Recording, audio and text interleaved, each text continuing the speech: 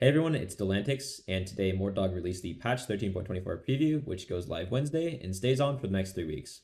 In this video, I'm going to go over all the changes, give an overview of the meta we saw last week and at the Vegas LAN, and then give some predictions on how the meta will shake up after the patch. Without further ado, let's go. So going into patch 13.24b, the first big change is a systems change to the level 9 headliner odds, which turns them from a 10% chance to hit a 5-cost headliner to a 2% chance only, with the rest going to those 4-cost headliners. So this is a big change for if you're looking to fast 9. You can no longer fast 9 and hope for that 10% chance roll that you're going to hit a 2-star headliner and get bailed out by that. The percentages seem pretty low, but realize that like if you're rolling 10 times, that's what, 20 gold? And you're usually rolling a lot when you hit like level 9 for the first time to stabilize your board, make it strong. So that 10% was pretty high. And even this 2% it still exists, right? You're still going to see some high rollers hit these and play around these, but it's more of a notion that if you want the 2-star headliners, you're going to have to go to level 10, and you should instead stay around playing a 4-cost headliner you might have picked up at level 8, or transition a new one at level 9 if you truly went fast 9 with something like a Corky, which is something we actually saw at Vegas. Alright, next we're going to look at augments. So first of all training dummies were nerfed by 10 armor and MR. This is a big hit to all of the training dummy augments, which were incredibly strong throughout the last patch, and honestly from the beginning of the set, especially stationary supports. They all had extremely high placements. Crash test dummies was very strong, and even scapegoats and escort quests had good placement as well. Just giving you a free dummy is honestly a lot of frontline, where a lot of the comps actually don't have that much of a strong frontline until they get, Alawi 2-star, York 2-star, especially like super fans. Their frontline is pretty weak, so those training dummies were really good in those comps.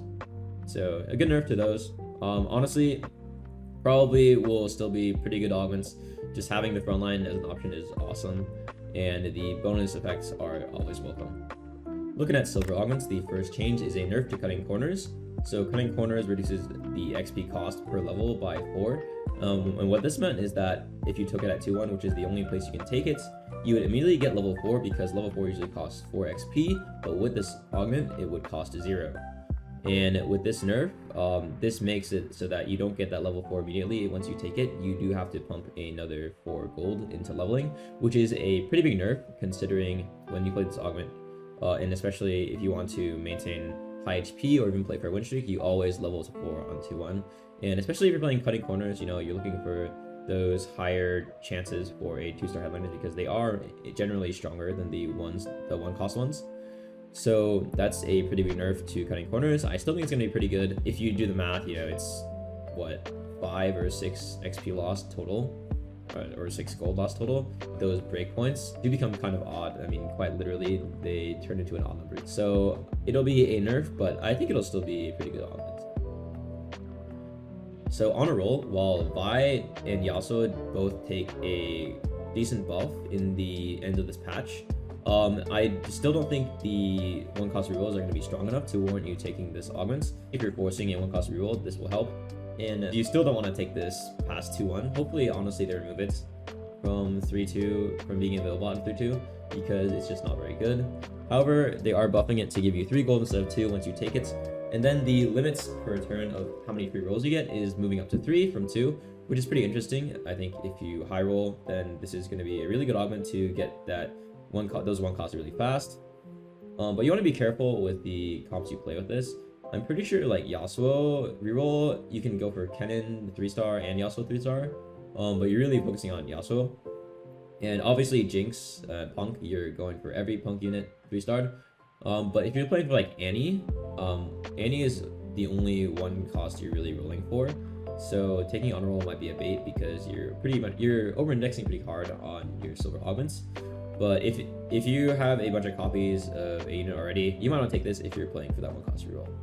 Bear Prism 1 receives a nerf, so this is one of the best silvers, or if not the best combat silver overall. And even if you win streak, you are still happy to take Bear Prism 1, because the ability is just so good. So they are nerfing the bonus HP per 5 missing HP from 4 to 2, which is a solid nerf. Happy to see this one. Still probably going to be a pretty good augment for combat wise. Alright, on to the gold augments. So the first buff on the list is Bigger Shot. which is getting a buff after it was nerfed previously because of the MF comp. So it's now back up to 75% AD. And you'll see later in this patch, there's also a buff to the big shot trait itself, as well as a buff to Jhin because they're buffing blue buff and giving it AD. So be on the lookout for big shot being a pretty good comp this patch. I honestly think Ezreal with 4 big shot is already pretty strong, and I think a bunch of Chinese players are playing that right now. So I expect Ezreal to be in big shots overall to be a very strong comp this patch. So be on the lookout for that. Blinged Out gets a 20 HP nerf per item. Blinged Out went from one of the worst augments to one of the best augments, given all the true damage buffs and the power of Senna.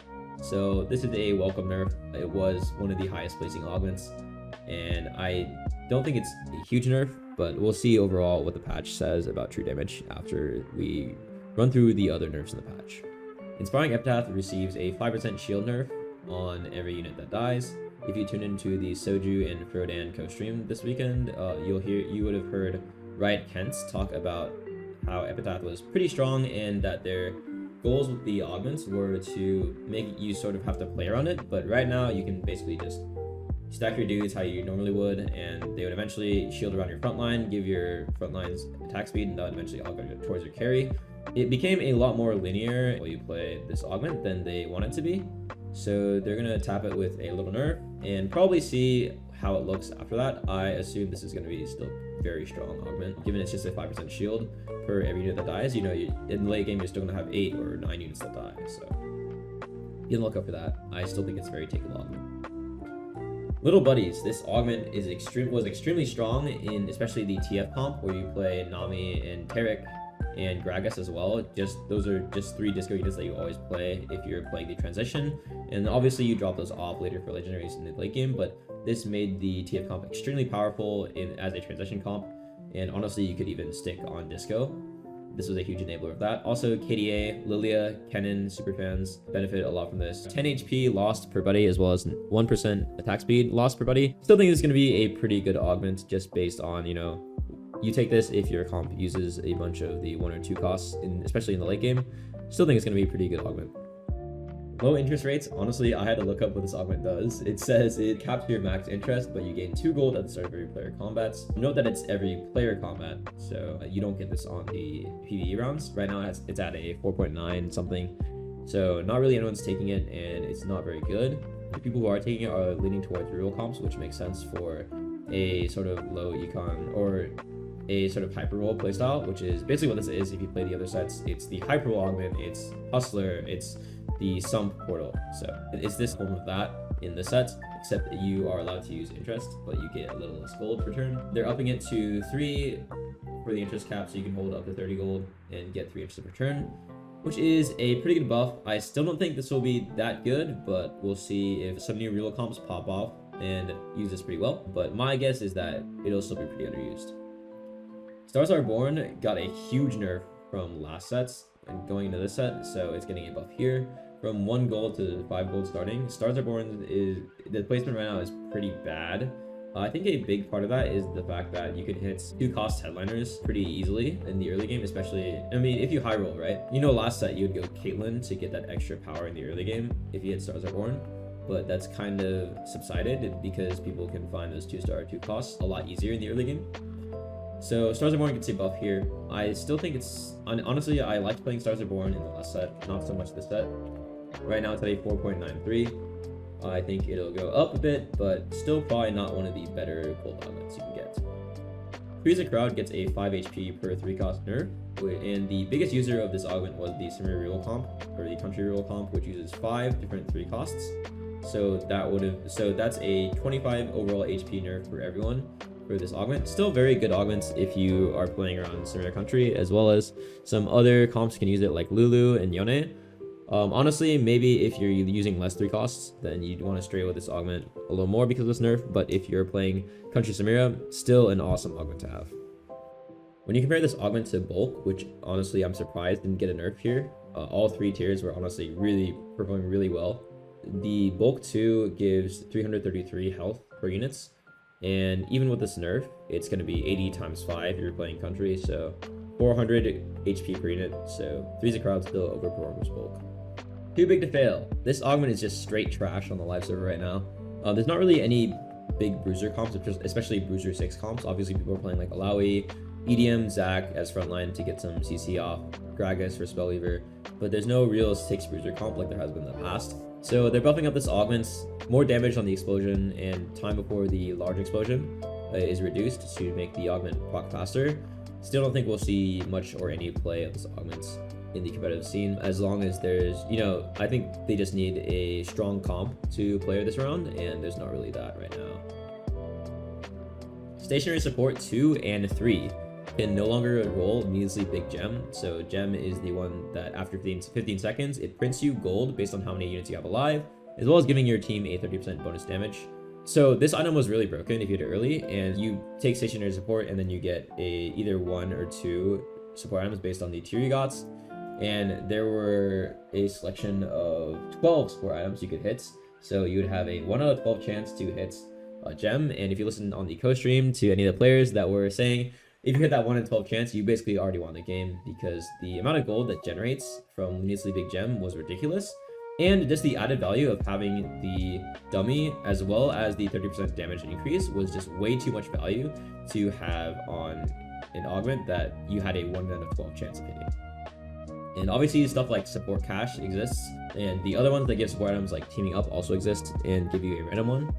So removing the ability to get needlessly big gem off these, I completely understand. Note how there's not a removal for stationary support 1. Stationary support 1 only comes in after 7 rounds, so you're not getting that gold for those first 7 rounds. So honestly, that makes sense as a change. But honestly, yeah, happy to see gem gone from that pool.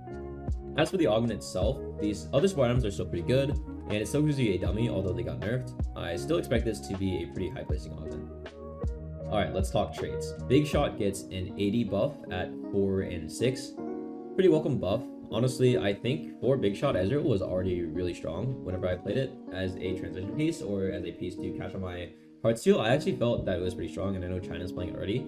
So we'll see how this impacts the traits. Obviously, 6 Big Shot, I feel like need a buff. If you're playing 6 or 5 carries, or if you have an Emblem 4, I mean, that's still a lot of focus on carries that are honestly not very good, because you have to play Corki or Kaisa. If you're not playing those traits already, then they're honestly not that good. So I welcome the 6 Big Shot buff, and we'll see how this shakes out the meta. Honestly, I think Big Shot will be a pretty big part of it. Bruiser gets a buff to the 6 Bruiser, so we're seeing a buff to 6 Bruiser in tandem with that Too Big to Fail augment buff. I don't think this will do anything, honestly, to the Bruiser trait. Obviously, if you high roll like a Bruiser emblem, then maybe you can tech it in, but honestly, the Bruisers have just so much, they have so little overlap in their traits that it's not really ever worth running more than 2 or 3 in the endgame. The ones that you're looking to run are Gragas for Spellweaver, and then Zac for EDM, Set for Mosher, and Alawi in general is just a good Bruiser. So I can see you going to 4. But once you're looking for 5 Bruiser, you're playing Olaf or Tom Kench, and that's just not very good. EDM overall gets a buff at 3, 4, and 5. EDM as a trait overall was pretty weak. The units were very strong. Lux was already a pretty decent item holder for 3 costs, especially if you hit her as a headliner on level 6. She would be a really good unit for stage 3 or 4. Zed is also a great unit in this meta. And then the combo of Zac and Lux was used for CC in the Dazzler comp. But overall, the EDM trait at the vertical is just not very good. Jax is also kind of a meme comp at this point. He's seen some good performances, but not anything too spectacular. So some buffs to the EDM vertical are very welcome. We also see buffs to the frequency of Jax and Zed getting their abilities copied. The EDM copied abilities for Zed and Jax are pretty weak compared to Lux and Zac, so this is a welcome change. Mosher gets a buff at 4 and 6, which makes sense. Not really anyone was playing 4 or 6 Mosher.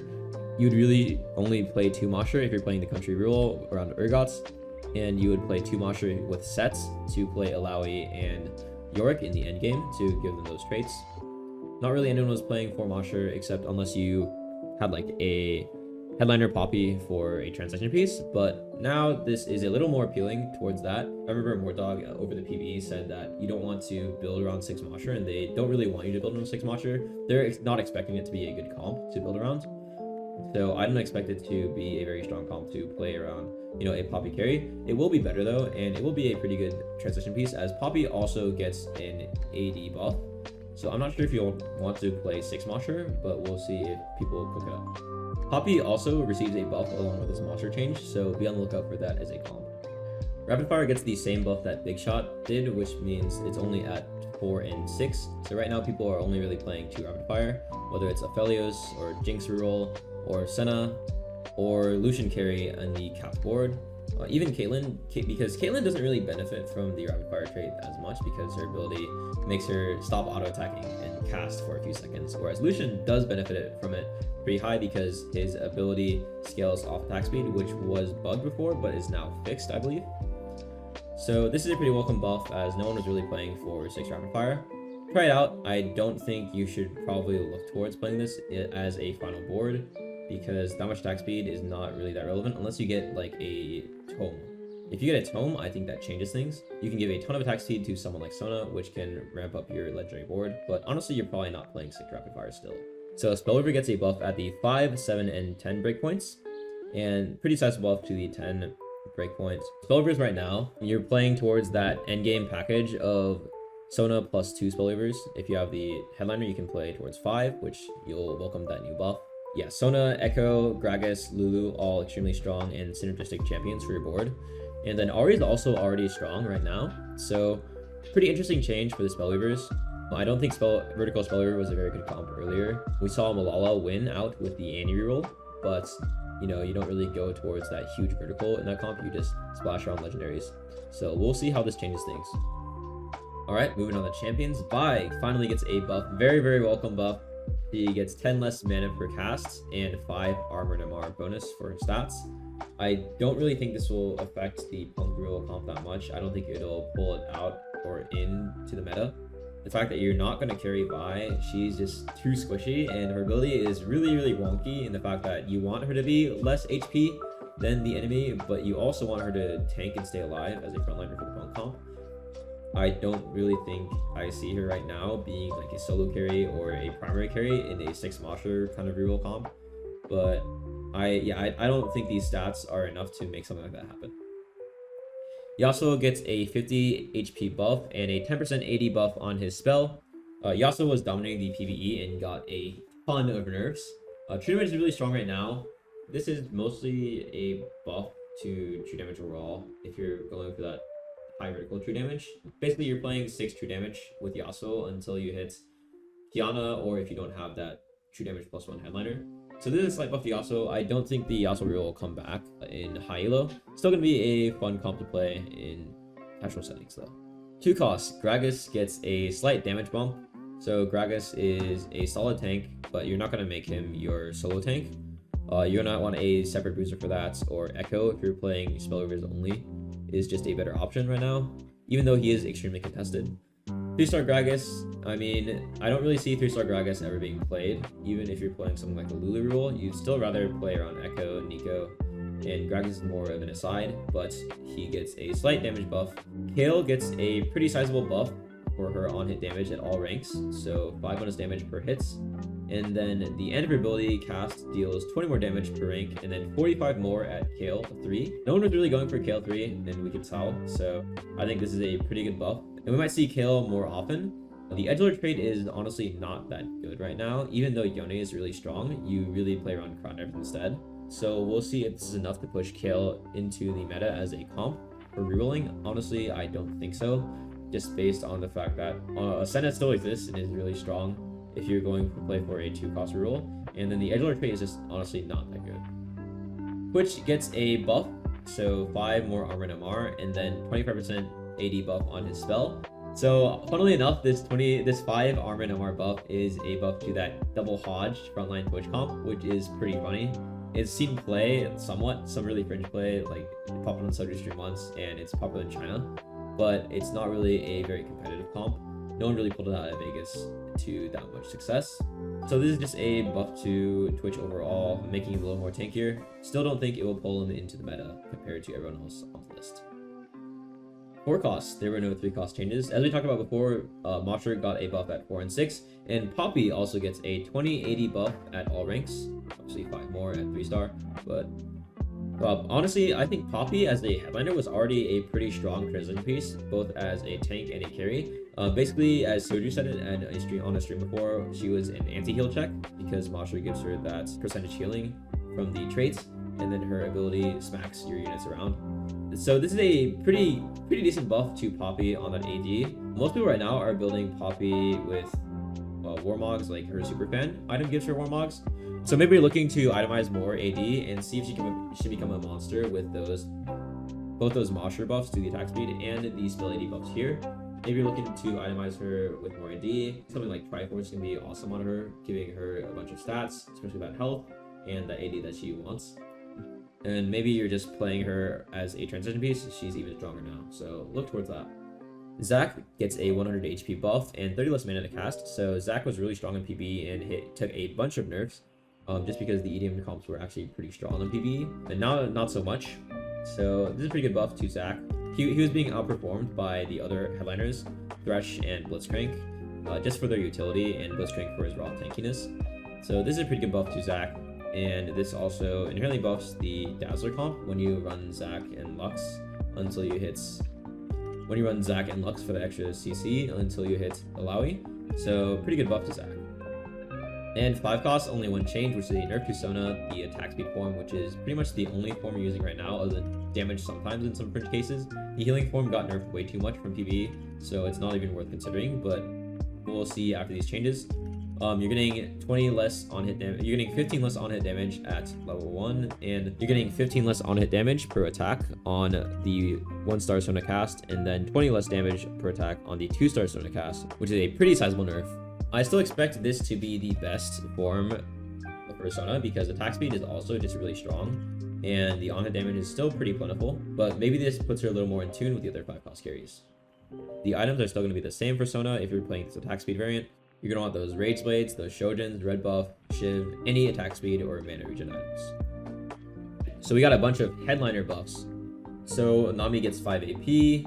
All of these are stat buffs. So Nami 3 has been played, like, not competitively, but it's seen some play. It's pretty slow. I think it's too slow to be a consistent comp. As in, like, she can only bubble one person at a time, and if she's not one-shotting people, then she's not going to get through the rest of the team in time for her to compete with other late game boards. But she does gain 5 AP, making her early game a little stronger. Right now, the strongest Chosens that are carries themselves are Annie and Corki for AP and AD respectively. Obviously, stuff like Kennen was super strong in the last patch before getting a nerf. Lilia for the super fan and those traits being really strong in the early game. So Olaf and Vi are also 1-cost headliners that get a buff. Pretty good stat buffs to both of them. Maybe you'll be able to play around these as transition pieces a little more. I still don't really believe in these 3 stars as carries though right now. For 2 costs, Gragas and Pantheon get a little tankier for their Chosens.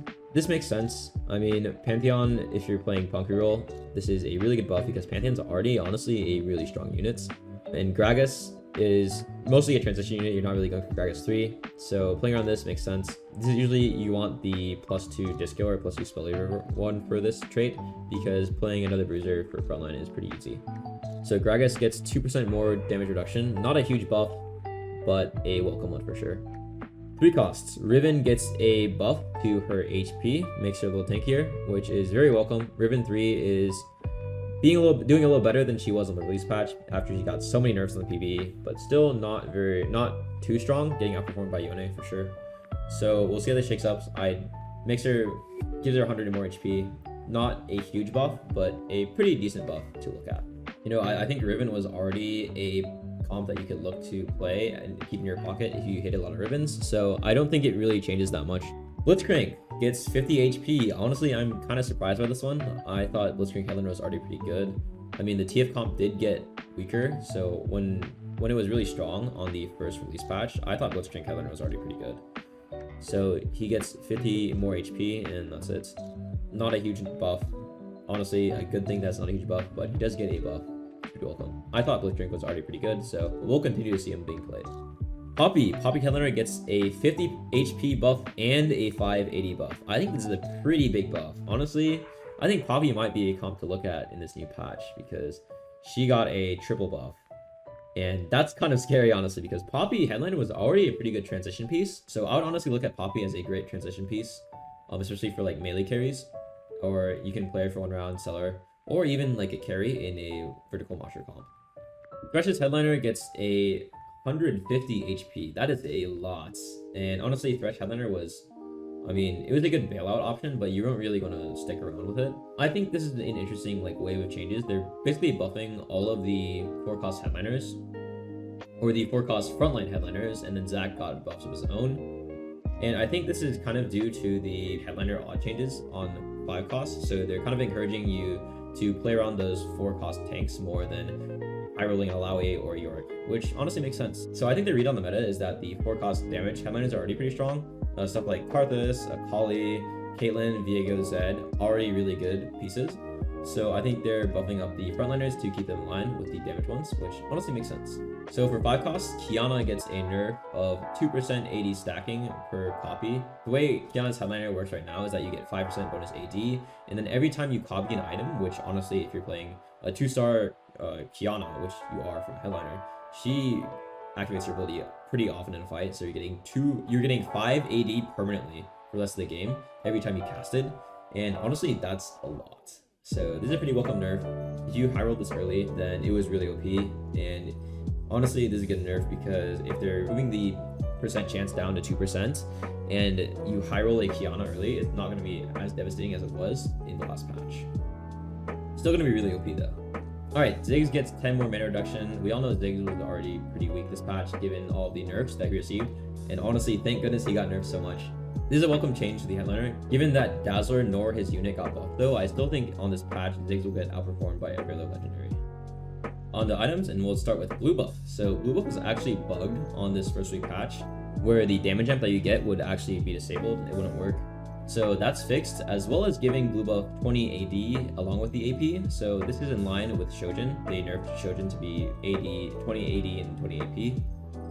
And then they also nerfed the damage amp on kill to kind of balance it out. So I think blue buff users right now are Ahri, Lulu, Ziggs, those people that want to cast really often. But the one biggest AD user I see for this is Jhin. Jhin really wants a mana item and is kind of overly reliant on a mana item right now, which is kind of a problem with Jhin. But if you do have a mana item and blue buff on him, I think this will be an awesome usage of blue buff. There are pretty good users of blue buff early on as well. Ezreal is also a pretty good user of blue buff if you're using him as an item holder, and even Corki is pretty good. Does this make blue buff better than Shojin on Jhin? Honestly, I think so, given that Shojin's getting a nerf to have the exact same stats. That damage amp is pretty good. Note that it also helps you kill 2 tiers, and Shojin requires a sword. And if you're playing big shots or you're playing on AD, you're going to want a lot of swords. So you're much happier slamming blue buff than Shojin. However, Shojin is just such a good slam because it's flexible on every AP carry, so give that a thought when you're building your items. Gargoyle Stoneplate gets a 5 armor and MR buff. This is a very welcome change. Stoneplate got gutted because of the TF comp last set and has been one of the worst, or if not the worst tank item on the set since then. So yeah, I used to love slamming Stoneplate in the past sets, but nowadays you don't want to slam it because it is just so bad. With this buff, it'll be a little better, but I still think it will get edged out by other tank items, which is kind of fair given how generalized Gargoyle Stoneplate is. If you're looking for a kind of flexible tank item, I think Crown Guard is honestly just way better right now. Red buff gets a 5 attack speed nerf. Finally, just finally, this item is usable on every carry. It's just way too good, and it's honestly BIS for a bunch of carries like Akali, who can spread it throughout the entire team. TF, same idea. Urgot gives him a ton of attack speed that converts into AD, and he fights in a cone, so he spreads red buff really easily.